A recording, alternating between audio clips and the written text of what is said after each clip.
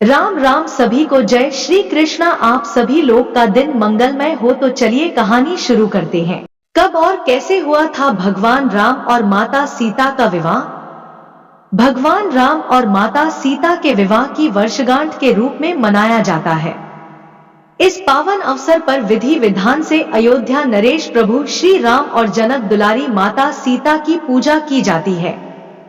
हिंदू धर्म में मार्गशीर्ष माह के शुक्ल पक्ष की पंचमी तिथि का विशेष महत्व होता है। धार्मिक मान्यताओं के अनुसार इस तिथि पर भगवान श्री राम और माता सीता का विवाह हुआ था।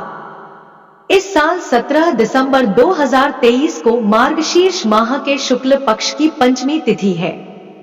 इस दिन विवाह पंचमी का त्योहार मनाया जाएगा। मान्यता के अनुसार इसी दिन भगवान राम और माता सीता का विवाह हुआ था, इसलिए हर साल विवाह पंचमी को भगवान राम और माता सीता के विवाह की वर्षगांठ के रूप में मनाया जाता है। इस पावन अवसर पर विधि विधान से अयोध्या नरेश प्रभु श्री राम और जनक दुलारी माता सीता की पूजा की जाती है। विवाह पंचमी के दिन माता सीता और भगवान राम के विवाह प्रसंग को सुनने का भी विधान है। इस दिन राम सीता के विवाह प्रसंग को सुनने या पढ़ने से वैवाहिक जीवन में खुशियां आती हैं। आइए यहाँ से पढ़ते हैं। देवी सीता और प्रभु राम के विवाह की कथा। विवाह पंचमी की कथा। भगवान राम विष्णु के अवतार माने जाते हैं। उनका जन्म अयोध्या नगरी के राजा दशरथ के सबसे बड़े पुत्र के रूप में हुआ था। वहीं सीता राजा जनक की पुत्री थी। कहा जाता है कि सीता जी का जन्म धरती से हुआ था। राजा जनक हल चला रहे थे, उस समय उन्हें एक नन्ही सी बच्ची मिली थी, जिसका नाम उन्होंने सीता रखा था। यही वजह है कि सीता जी को जनक नंदिनी के नाम से भी जाना जाता है। कहा जाता है कि एक बार माता सीता ने शिव जी का धनुष उठा लिया था, जिसे परशुराम के अलावा और कोई नहीं उठा सकता था। ऐसे में राजा जनक ने यह निर्णय लिया कि जो भी शिव जी का धनुष उठा पाएगा, सीता का विवाह उसी से होगा। फिर सीता के स्वयंवर के लिए घोषणाएं कर दी गई। भगवान राम अपने छोटे भाई लक्ष्मण और गुरु विश्वामित्र के साथ गए और देवी सीता के स्वयंवर में प्रतिभाग किया। वहां पर कई और राजकुमार भी आए हुए थे, पर कोई भी शिव जी के धनुष को नहीं उठा सका। वहां पर आए तमाम वीरों ने अपनी ताकत लगाई, पर धनुष को जगह से हिला भी नहीं पाए। जिसके बाद गुरु विश्वामित्र की आज्ञा से भगवान राम ने ऐसा कर दिखाया। जैसे ही उन्होंने शिव का धनुष उठाया, उसके 2 टुकड़े हो गए और वहां मौजूद हर कोई हैरान रह गया। इसके बाद विधि के अनुसार मां सीता का विवाह मर्यादा पुरुषोत्तम प्रभु श्री राम के साथ से हुआ। जिस दिन माता सीता और प्रभु राम का विवाह हुआ था, उस दिन मार्गशीर्ष माह की पंचमी तिथि थी, इसलिए हर साल इस दिन विवाह पंचमी मनाई जाती है। राम राजा दशरथ के घर पैदा हुए थे और सीता राजा जनक की पुत्री थी। मान्यता है कि सीता का जन्म धरती से हुआ था। राजा जनक हल चला रहे थे, उस समय उन्हें एक नन्ही सी बच्ची मिली थी, जिसका नाम उन्होंने सीता रखा था। सीता जी को जनक नंदिनी के नाम से भी पुकारा जाता है। एक बार सीता ने शिव जी का धनुष उठा लिया था, जिसे परशुराम के अतिरिक्त और कोई नहीं उठा पाता था। राजा जनक ने यह निर्णय लिया कि जो भी शिव का धनुष उठा पाएगा, सीता का विवाह उसी से होगा। सीता के स्वयंवर के लिए घोषणाएं कर दी गई। स्वयंवर में भगवान राम और लक्ष्मण ने भी प्रतिभाग किया। वहां पर कई और राजकुमार भी आए हुए थे, पर कोई भी शिव जी के धनुष को नहीं उठा सका। शिव धनुष से जुड़े हुए कुछ प्रसंग बड़े ही प्रसिद्ध हैं। इनमें से ही एक है श्री राम द्वारा शिव धनुष तोड़ने का प्रसंग। इसके मुताबिक भगवान राम ने सीता स्वयंवर में शिव धनुष को तोड़ा था। कहते हैं कि जिस शिव धनुष को तमाम बलशाली राजा हिला तक नहीं पाए थे, उसे राम जी ने बड़ी ही आसानी से तोड़ दिया था। इसके बाद राम और सीता जी का विवाह संपन्न हुआ था। हालांकि कहा यह भी जाता है कि शिव धनुष टूटने से परशुराम जी काफी क्रोधित हुए थे। इस प्रसंग के बारे में तो काफी लोगों को पता है। लेकिन यह बहुत कम लोग जानते हैं कि भगवान श्री कृष्ण भी शिव धनुष तोड़ चुके हैं। कृष्ण द्वारा शिव धनुष तोड़ने का प्रसंग भी बड़ा ही रोचक है। जी पिनाक जो भगवान शिव जी के द्वारा परशुराम जी को दिया गया था और उनके द्वारा महाराज जनक जी को दिया गया था, उसे उठाकर प्रभु श्री राम जी ने उसकी प्रत्यंचा डोर चढ़ाई थी, ना कि उसे तोड़ा था, क्योंकि वह शिव धनुष था और प्रभु श्री राम उनके परम भक्त थे। शिव धनुष तोड़ने से उनका अपमान होता कई जगह ऐसा उल्लेख मिलता है, या रामलीला आदि में शिव धनुष को प्रभु श्री राम जी को तोड़ते हुए दर्शाया जाता है। वह गलत है, क्योंकि शिव जी तो पर ब्रह्म है। यह समझने का विषय है कि उनका धनुष प्रभु श्री राम जी द्वारा कैसे तोड़ा जा सकता था। जय श्री राम। सीता मैया राजा जनक की पुत्री थी। वास्तव में माता सीता का जन्म धरती मैया से हुआ था, इसलिए इनका एक नाम भूमिजा भी है। सीता मैया का जीवन साधारण नहीं था। वे बचपन से ही कई असाधारण काम करती रहती थी, जिनमें से एक था शिव के धनुष से खेलना, जिसे कई महान महारथी हिला भी नहीं सकते थे। यह शिव धनुष पृथ्वी के संरक्षण के लिए भगवान विश्वकर्मा ने बनाया था, जिसे भगवान शिव ने भगवान परशुराम को दिया। परशुराम जी ने इस धनुष से कई बार पृथ्वी की रक्षा की और बाद में इसे राजा जनक के पूर्वज देवराज के संरक्षण में रख दिया। यह दिव्य धनुष इतना ज्यादा भारी था कि इसे बड़े बड़े शक्तिशाली राजा हिला भी नहीं सकते थे। लेकिन नन्ही सीता मैया राजा जनक की पुत्री थी। वास्तव में माता सीता का जन्म धरती मैया से हुआ था, इसलिए इनका एक नाम भूमिजा भी है। सीता मैया का जीवन साधारण नहीं था। वे बचपन से ही कई असाधारण काम करती रहती थी, जिनमें से एक था शिव के धनुष से खेलना, जिसे कई महान महारथी हिला भी नहीं सकते थे। यह शिव धनुष पृथ्वी के संरक्षण के लिए भगवान विश्वकर्मा ने बनाया था, जिसे भगवान शिव ने भगवान परशुराम को दिया। परशुराम जी ने इस धनुष से कई बार पृथ्वी की रक्षा की और बाद में इसे राजा जनक के पूर्वज देवराज के संरक्षण में रख दिया। यह दिव्य धनुष इतना ज्यादा भारी था कि इसे बड़े बड़े शक्तिशाली राजा हिला भी नहीं सकते थे, लेकिन नन्ही सीता इसे आसानी से उठा लिया करती थी। यह दृश्य देख राजा जनक को एहसास हुआ कि सीता कोई साधारण कन्या नहीं है, यह कोई दिव्य आत्मा है। इसलिए उन्होंने बाल्यकाल में ही निश्चय कर लिया कि वे सीता का विवाह किसी साधारण मनुष्य से नहीं करेंगे, लेकिन वे सीता के लिए दिव्य पुरुष को कैसे खोजे, यह सवाल उन्हें अक्सर सताता था। तब उन्हें ख्याल आया कि वे स्वयंवर का अर्थ यह होता था कि इसमें कन्या स्वयं अपनी इच्छानुसार अपने लिए पति का चुनाव कर सकती थी। का आयोजन करेंगे, जिसमें यह शर्त रखी जाएगी कि जो धनुर्धारी शिव के इस महान दिव्य धनुष पर प्रत्यंचा चढ़ाएगा, वो ही सीता के योग्य समझा जाएगा। शर्त के अनुसार सभी राज्यों के राजाओं को स्वयंवर का निमंत्रण दे दिया गया। यह निमंत्रण अयोध्या भी जाता है, लेकिन अयोध्या के राजकुमार राम गुरु वशिष्ठ के साथ वन में रहते हैं और वहीं से एक सभा दर्शक के तौर पर स्वयंवर का हिस्सा बनते हैं। प्रतियोगिता शुरू होती है। कई बड़े बड़े राजा उठकर आते हैं, लेकिन शिव के उस दिव्य धनुष को हिला भी नहीं पाते। यहाँ तक कि इस स्वयंवर में रावण भी हिस्सा लेते हैं और धनुष को हिला भी नहीं पाते। यह देख राजा जनक को अत्यंत दुख होता है। वे कहते हैं कि क्या इस सभा में मेरी पुत्री सीता के योग्य एक भी पुरुष नहीं है? क्या मेरी सीता कुंवारी ही रह जाएगी? क्योंकि इस सभा में एक भी व्यक्ति उसके लायक नहीं। जिस धनुष को वो खेल खेल में उठा लेती थी, उसे आज इस सभा में कोई हिला भी नहीं पाया। प्रत्यंचा तो बहुत दूर की बात है। जनक के द्वारा कहे शब्द लक्ष्मण को अपमान के बोल लगते हैं और लक्ष्मण को बहुत क्रोध आता है। गुरु की आज्ञा पाकर श्री राम अपने स्थान से उठकर दिव्य धनुष के पास जाते हैं।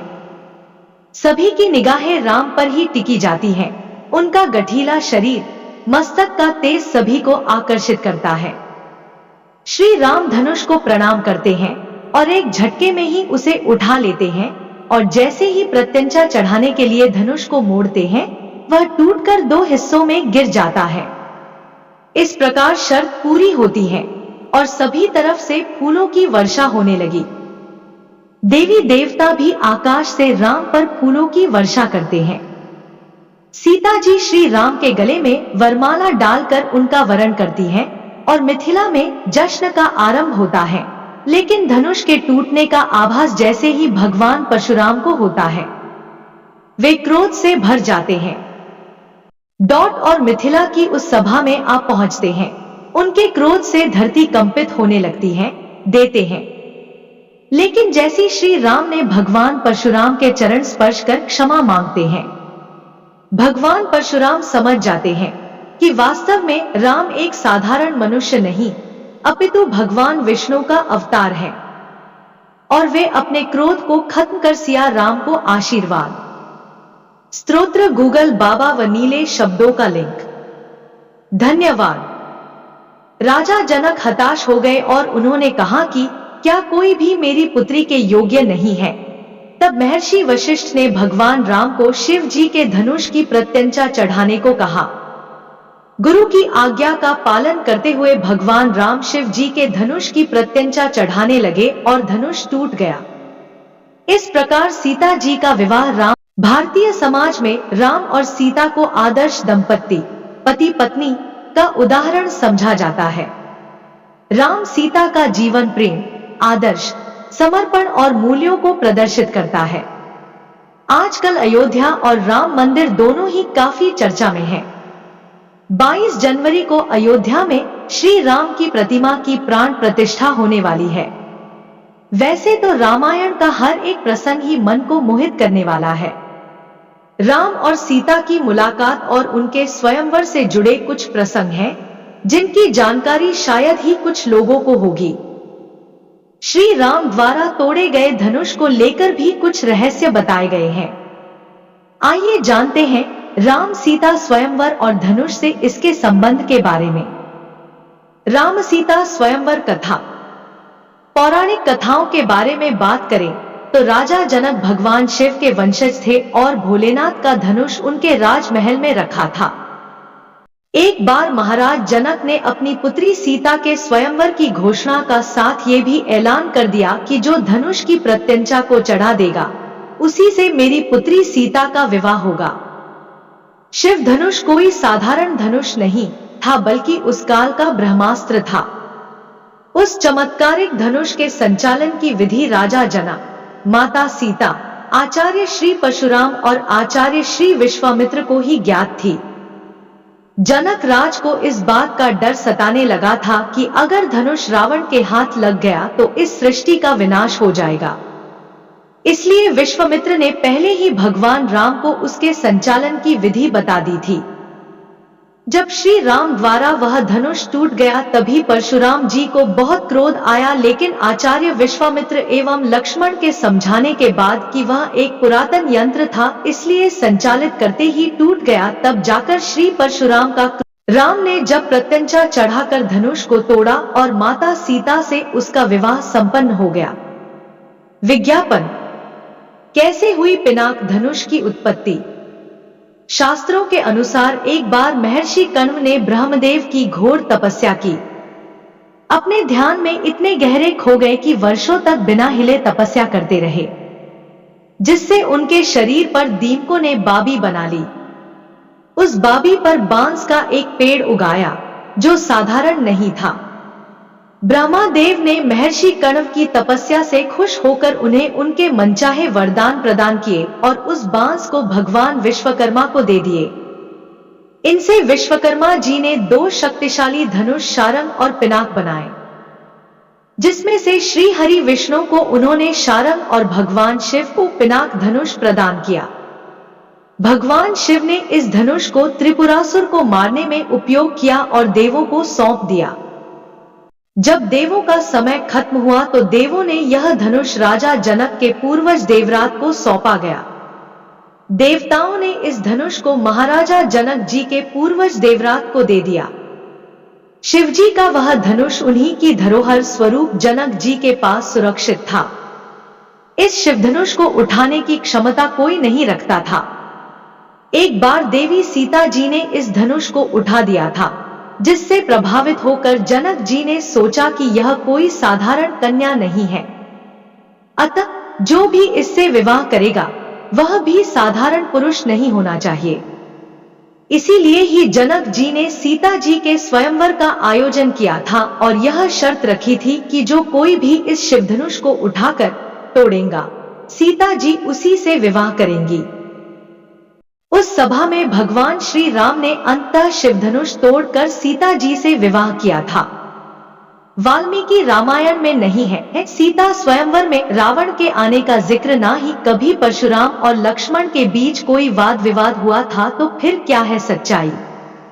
वाल्मीकि रामायण के बालकांड में सीता स्वयंवर की पूरी घटना का उल्लेख है, लेकिन इसमें कहीं भी स्वयंवर में रावण के शामिल होने का उल्लेख नहीं है और न ही कहीं पर परशुराम तथा लक्ष्मण के बीच वाद विवाद का ही जिक्र किया गया है। इस आलेख में विस्तार से वाल्मीकि रामायण के उस अंश को उठाने की कोशिश हुई है जिससे इस मुद्दे पर जानकारी मिलती है। ऐसा माना जाता है कि रावण भी सीता जी के स्वयंवर में आया था। सीता जी के स्वयंवर स्थल पर ना तो कभी रावण आया था और ना ही भगवान श्री परशुराम, ना ही कभी परशुराम और लक्ष्मण के बीच कोई वाद विवाद हुआ था। इन तीनों घटनाओं का वाल्मीकि द्वारा रचित रामायण में कोई भी जिक्र नहीं है। सीता जी की स्वयंवर में अनगिनत राजाओं महाराजाओं की उपस्थिति के बारे में अनगिनत कहानियां प्रचलित है। ऐसा माना जाता है कि शिवजी का भक्त होते के नाते रावण भी सीता जी के स्वयंवर में आया था। ये बात भी प्रचलित है कि शिवजी के धनुष के टूटने के बाद भगवान श्री परशुराम सीता जी के स्वयंवर स्थल पर आए थे तथा उनका लक्ष्मण जी के साथ वाद विवाद हुआ था। इन बातों में कहां तक सच्चाई है, आइए देखते हैं। राजा जनक के मन में अपनी पुत्री सीता जी के प्रति बड़ा स्नेह था। सीता जी का जन्म राजा जनक के पत्नी के गर्भ से नहीं हुआ था। ऐसा कहा जाता है एक बार जब उनके राज्य में भूखमरी की समस्या उत्पन्न हो गई थी, तब ऋषियों के सलाहानुसार उन्होंने खेत में हल जोता था। इसी कारण वो अपनी पुत्री सीता को विशेष रूप से स्नेह करते थे। ये बात भी प्रचलित है कि शिवजी के धनुष के टूटने के बाद भगवान श्री परशुराम सीता जी के स्वयंवर स्थल पर आए थे तथा उनका लक्ष्मण जी के साथ वाद विवाद हुआ था। इन बातों में कहां तक सच्चाई है, आइए देखते हैं। राजा जनक के मन में अपनी पुत्री सीता जी के प्रति बड़ा स्नेह था। सीता जी का जन्म राजा जनक के पत्नी के गर्भ से नहीं हुआ था।